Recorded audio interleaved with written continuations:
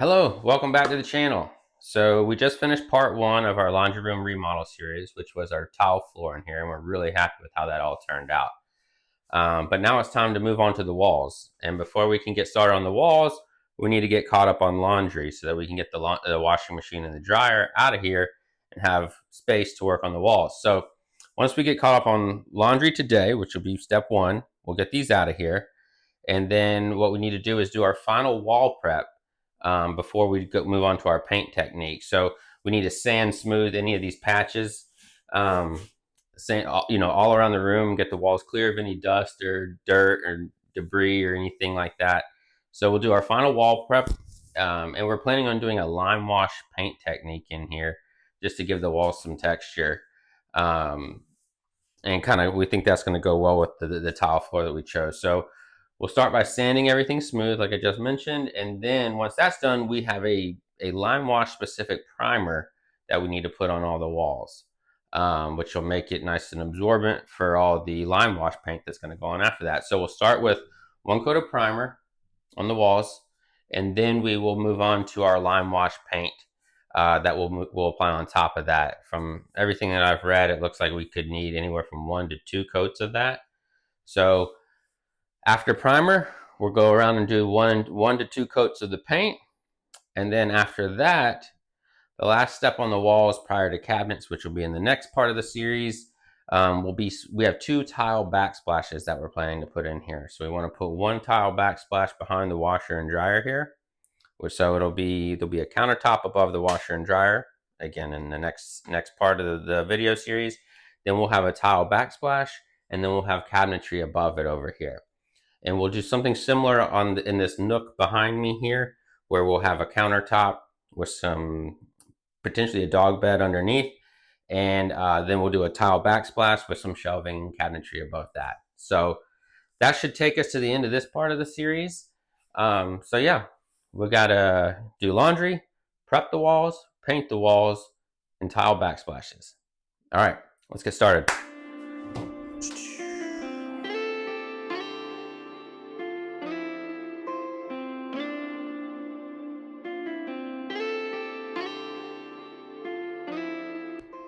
Everyone knows first load of laundry starts by folding the last load of laundry that you never got to. So let's fluff and fold this.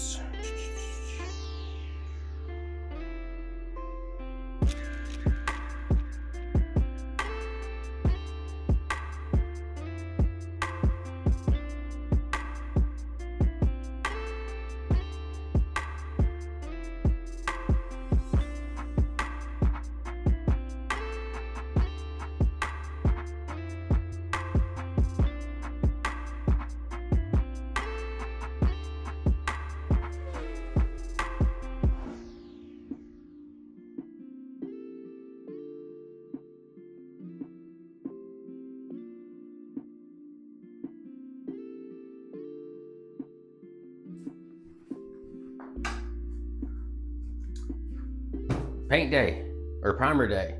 So yesterday we got caught up on laundry. Now we need to get everything out of here so that we have plenty of space for our priming and painting process. So yeah, we'll just get right to it.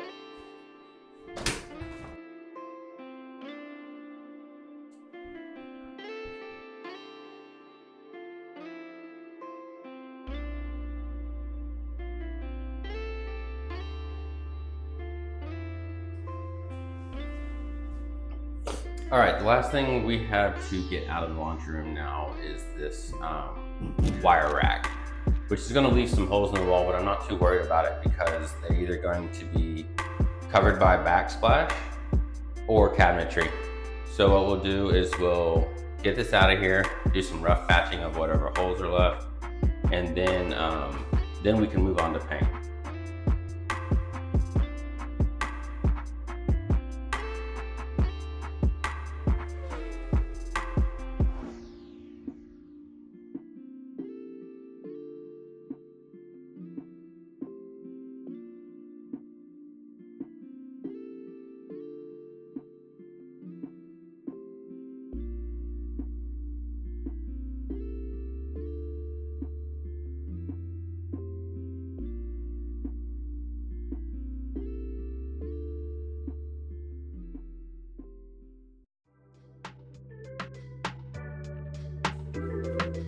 All right, with the exception of the fresh patches we just put up, we're gonna go around and sand. We're gonna do a combination of dry and wet sanding on all our previous patches that have fully dried.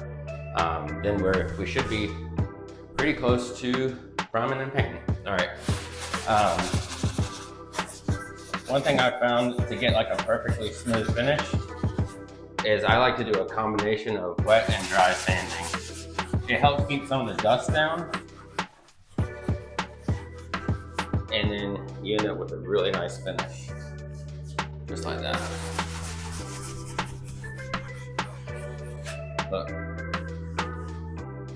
little bit on this end. And as I explained in the first part of this project, I like to fill any holes beyond flat so that I can come back and sand them smooth like I've just done. And it only takes one coat. On to the next.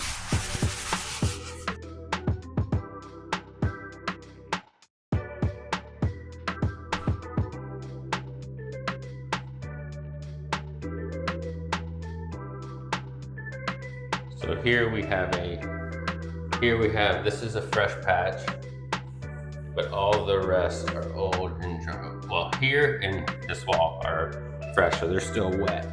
All the others we're gonna go ahead and sand while we're at it. Most of these will likely be covered by cabinetry, with the exception of probably these front ones. But just to be safe, we're gonna go ahead and sand smooth the ones that are kind of on the border of where cabinets will come. That way we can go ahead and prime it and paint it just in case our cabinets don't cover that part of the wall. As most of you probably know, paint is not cheap. So I only want to paint the sections that are really going to be exposed after all the cabinets that I build go in and the tile backsplashes. So this whole back wall here is going to essentially be covered by cabinets on the left-hand side and across the top. Cabinets will probably they're going to come down below these holes here. That's why I'm not concerned about sanding those smooth before I start priming. And then we're going to have a backsplash here that comes to this edge. Backsplash that comes down to pretty much this mark here, just a little bit above. I'm going to have a countertop that sits here, and then I want my tile backsplash to go from the countertop to the bottom of the cabinets. But for the purposes of today, we just need to know that the only part of this wall that needs to be primed in paint is essentially behind the washer and dryer. And so that'll be here and here. Now again, on this wall, we're going to have cabinets at the top that come out a bit, but it's only a little bit of square footage that are going to be covered by the cabinets on this wall. So on this wall, I'm going to prime and paint the whole wall. On the nook behind me here, we're definitely going to have cabinets across the top and a backsplash below that. So again, all I will need to paint on this back wall of the nook is the bottom part, similar to what I'll do behind the washer and dryer. Then, what we'll need to paint, I'm going to paint this whole side wall and this whole wall and across the top here. So the parts that won't get paint is up top here and most of the wall behind the washer and dryer. The rest is going to get paint and primer. So now we're going to sweep up and get prepped for paint, which means getting some drop cloths down and getting into some paint clothes. I already kind of donated one outfit to this project when I was doing the tile, so I'm going to put those clothes back on. And who knows, maybe one day I'll get a sponsorship and I can wear some clothes for these projects along the way. So, but right now, believe it or not, they're not giving out sponsorships. It's to channels that just started. All right. We'll see you back when I'm prepped for paint.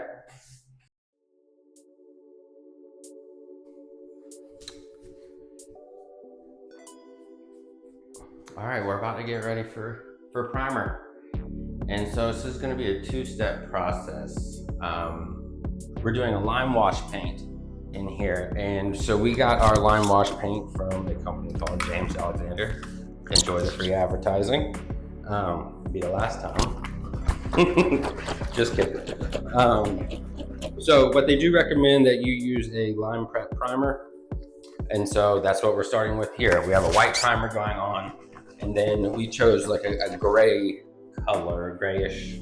It's not called gray because it's fancy, but we chose a gray lime wash to go on top. So, so yeah, the only parts I need to be concerned about. Oh my gosh, I'm gonna drop the whole gallon on the floor.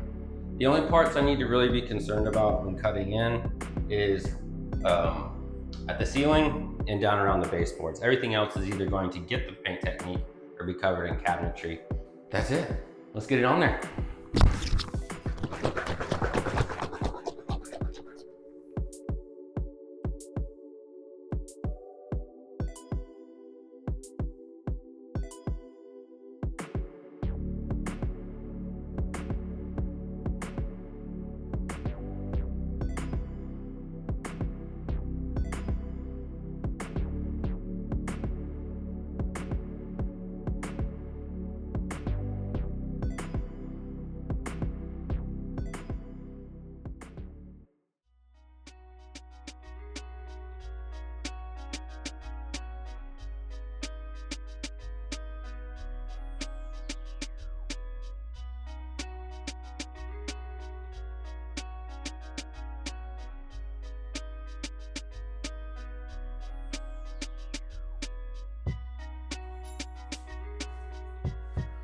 All right, we got the primer up yesterday, back the next day. So now we're gonna start on our final coat or final color. I'm not sure if it's gonna take 1 to 2 coats, but we're gonna get started with the gray. And instead of using my straight edge like I used to cut in the primer yesterday, I'm just gonna tape off the ceiling and the baseboards so that hopefully I can move a little faster and get the paint up quicker as well. And one thing I noticed is these walls aren't perfect, as are most drywall walls. So I found sections that my straight edge would not perfectly seal off the baseboard, for instance, or the ceiling, because there's a bow in the wall or something like that. So and it wasn't a big deal with the primer because it's white, which is, the ceilings are white and the baseboards are white. So a little bit of bleed through there wasn't a big deal, but with the gray, it's gonna be more noticeable. So I want to use painter's tape. So hopefully I can get a better seal across the ceiling and the wall, as well as the baseboard and the wall. So that's why, those are all the reasons we're going with painter's tape today before the final color. All right, so I'll get started with the tape.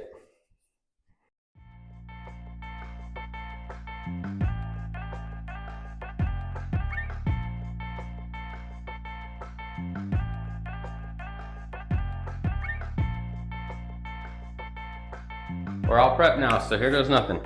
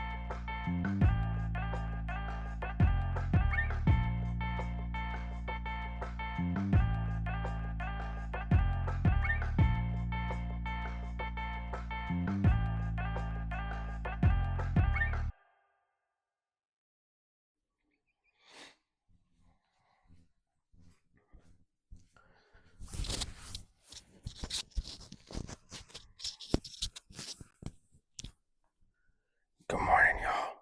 I got up early today to try and knock out this second coat first thing in the morning before the rest of the family wakes up.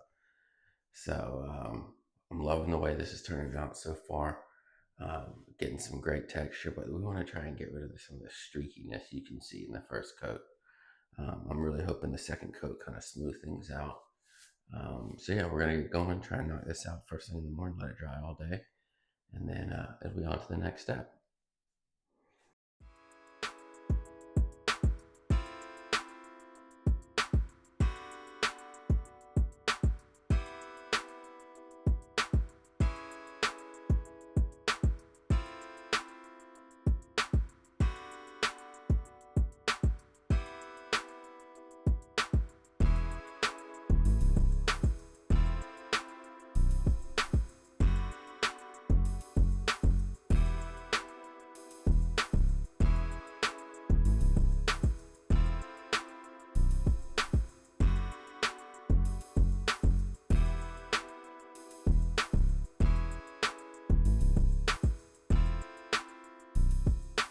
So the second coat has had time to dry now, and we are really happy with the way that turned out.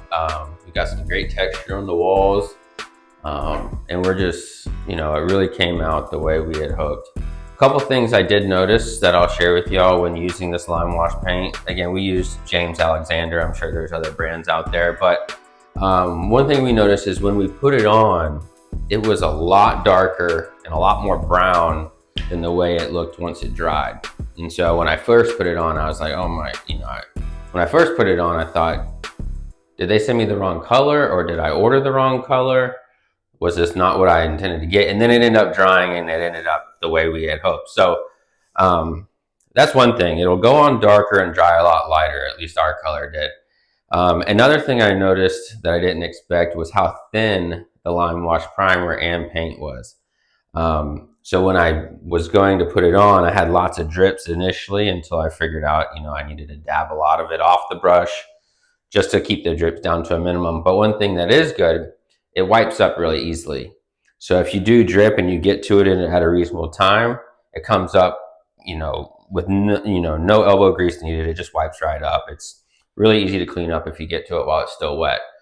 The last thing that I would have liked to have done had I thought about it, or maybe done a little bit more research, is all those the couple sections of the wall that I patched, I should have, like, you can see two of them right here.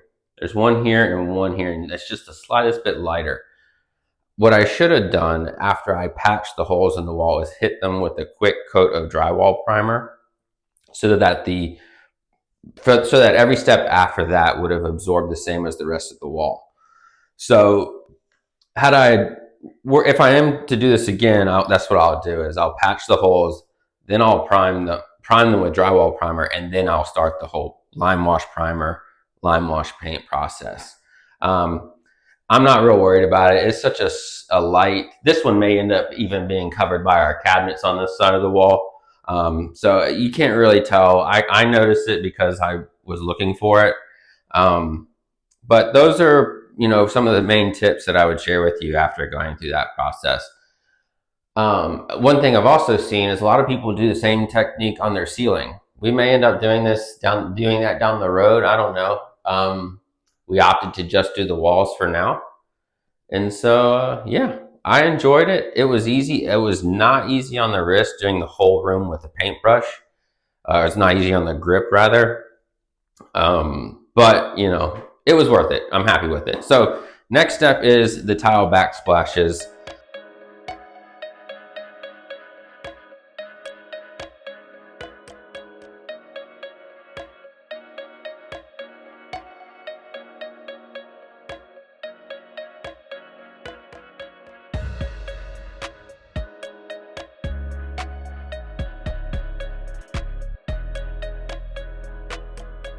So as we continue our prep for these tile backsplashes, one thing you want to do, and I want to do here, is secure a guide to the bottom of where your backsplash will be. This will make it much easier to lay it in a straight line, but also as you are attaching the tile to the wall, it needs a support on the bottom to support the weight of each tile as you stack above. Without this, the tiles will sag down the wall and potentially even completely fall off. So you do need this to support the bottom of the weight of the tile while the thin set has time to cure. And so I remember from doing the one backsplash I had done prior to the start of this laundry room project that I did not do that initially, and I expected the thin set to be able to hold the tile to the wall without it slipping. But as I stacked tiles above it, the weight grew and the bottom tile was not able to support the tiles above it. So that's why I want to secure this board along the bottom side of where my tile backsplash will go, so that it can support the weight of the tile as I stack it above it. So I've marked a couple studs that are gonna get covered with tile. So we'll get this mounted on both sides, and then a quick trip to the home improvement store for some spacers for our tile, and I think we're about ready to get going.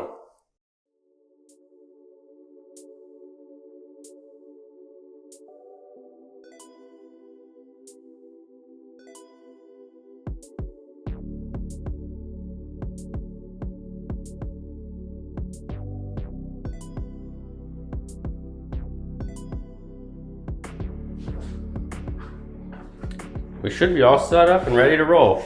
I've got my mortar mixed up. I've got my tiles in here. I've got my 16-inch spacers that I'll be using, 1/4-inch trowel, and let's get going. One other thing. I've laid out where I wanted my original backsplash to go.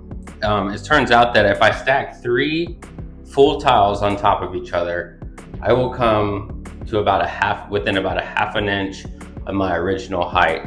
Rather than doing a tiny sliver of a tile underneath this cabinet here, I'm just going to opt to make my cabinet a ½ inch bigger so that I can just do 3 full tiles. It'll cut way down on the amount of cuts I have to make and the amount of waste I'll have. So I'm going to, that's the plan here, is I'm gonna do 3 full tiles stacked on top of each other, and I'm gonna work left to right, so that as you walk into the laundry room, you'll see a full tile in that corner and not a cut. And the cut will be in this corner. So if I do it right, I should only have to make 3 cuts to do this whole backsplash. And that'll be on the right-hand side here when I get to it. So let's get going, because we only have 1 batch of mortar. It's 3-hour life, supposedly, once you mix it. So I need to be able to do this backsplash and that backsplash before my mortar sets up too much.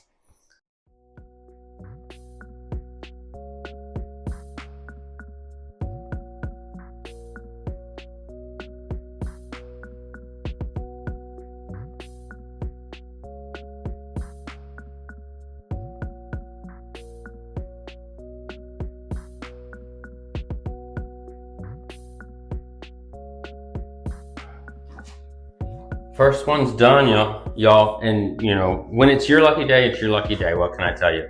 It ended up perfect. Full tile all the way around. I didn't even have to cut the right-hand side, so I couldn't be happier with how this is turning out. I had to wipe some of the brown spots just from wiping the thin set off of the walls. That took me less than an hour to put this up, and let me tell you, after doing the floor in here, that was a welcome surprise. So on the other one, maybe I'll get lucky and not have to make too many cuts.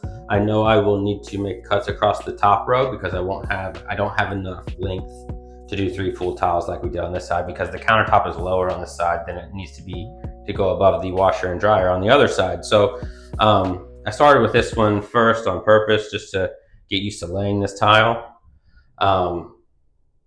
And it came out great. I'm really excited. So I'm going to move on to the next one because I have to get it done before my mortar sets up. So far so good. Like I said, I've used less than an hour. I'm supposed to have 2 hours time on this, so we'll see. We'll see how it goes, but I gotta get going.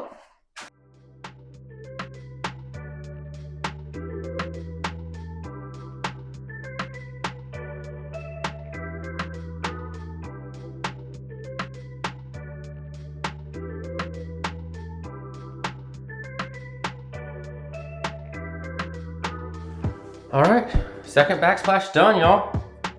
This one went a little slower just because of the cuts, but the cuts were easy enough. all the cuts on the top row are obviously the same length. So once I knew what that measurement was, I could just pump them out. It was 3 3/8 inch. Then the only other cuts I needed to do, I did have to shave a little bit off the side on the end pieces here. So there's 3 cuts there. I had to shave about 1 inch off of this edge. But there's gonna be cabinets here, so when you come in, you won't actually see this edge coming into the laundry room. You have to be in here. There'll probably be clothes hanging in front of it or something. So anyways, I mean, it's gonna look fine, but that's why I put the cut edge here, because you won't see it right when you're coming in. You'll see a full tile in this corner. So the only tricky cut for this one was around the outlet, and I just took my time with it. I did 2 outline cuts from the top and bottom of the outlet, and then I activated the plunge mechanism in my tile saw and was just carefully plunging that tile saw down into it to get this cut here. So yeah, I'm really excited about how these turned out. I think the wife is really gonna love them. They really look nice. So I managed to do both backsplashes in just over 2 hours. Not bad, not bad at all.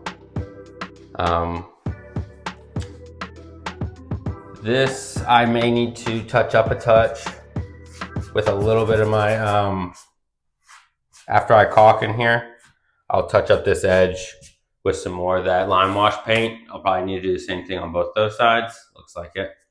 But that is, that's Backsplash's tile done. Tomorrow we'll come back with grout. We're gonna figure out exactly what grout color we're gonna go with tonight. So that way we can do that after the set's up for 24 hours. Anyone that hasn't done any tile work before, I would recommend starting with the backsplash. This was much easier than the floor. A lot less time consuming, a lot less physically demanding on the body. I also really liked having this table set up in here, so I didn't have to bend over to pick up my tiles, grab my mortar, etc. So set you up a little work table and start with the backsplash. There's a lot less cuts going on than my floor had with the herringbone pattern. The tiles are smaller. It just, overall, it's a lot easier. It's a much easier project to take on. So start there, see if you enjoy it, and then try your floor. Or, you know, do what you want. Who am I to tell you what to do?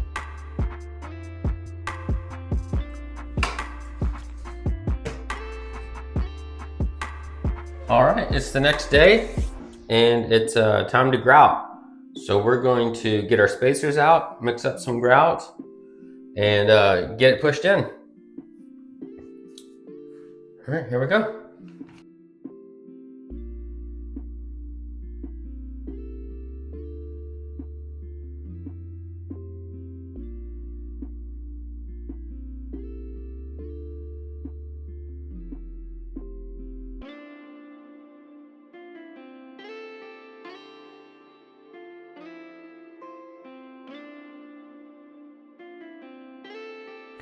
So we are prepped and ready for grout.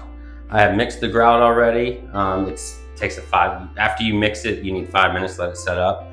So that's what we're doing here. We went with a unsanded grout because our grout line is only a 16 inch wide. And the unsanded is fine for up to 1/8 of an inch. So we went unsanded, and the color we chose was bright white. So I'm going to use our grout float to push this grout into all our grout lines, with the exception of the edges. The edges, I have a color match caulk that we'll use. So we'll use it along the sides here to cover the seam from the edge and the wall. But we'll also use it on the tops and bottoms once we have the cabinets and countertop installed. So I'm not gonna grout anywhere on the tops, bottoms, or edges, but I wanna grout all the internal seams here with our grout. And then I'll come back later with the color match bright white caulk to finish the outlines. I'm gonna put you in time lapse and start getting this grouted. See you when we're done.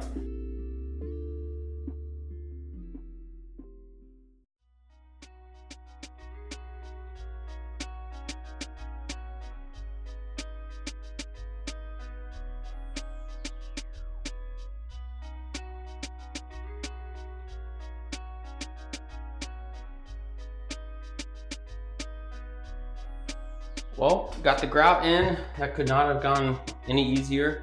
The only thing I want to do now is I want to go ahead and pull off these bottom guides so that I can wipe that bottom edge as well. It's kind of hard to get in there with the sponge. So I'm going to go ahead and pull these off. These are set up for a full 24 hours, so they should more than hold themselves. If not, I did it wrong. So yeah, I'm going to pull these guide boards off, wipe the bottom edge, and we'll call that a day.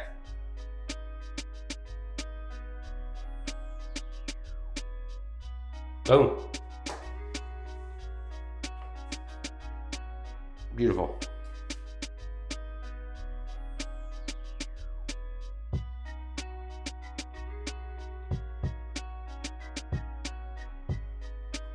We have a backsplash now, y'all. 2 of them.